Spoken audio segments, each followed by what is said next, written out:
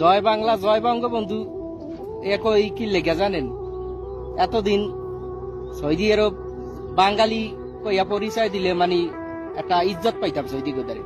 কালকে বাজার করতে গেছি, যাওয়ার পর একটা সৌদি জিগায় তোরা কোন দেশি, কই আমরা বাঙালি। তখন কইছে তোরা কাল, তোরা হাইওয়ান, তোরা হুমার, মানে আমাকে গাদা কইছে, কুত্তা কইছে, জঙ্গলি জানোয়ার কইছে।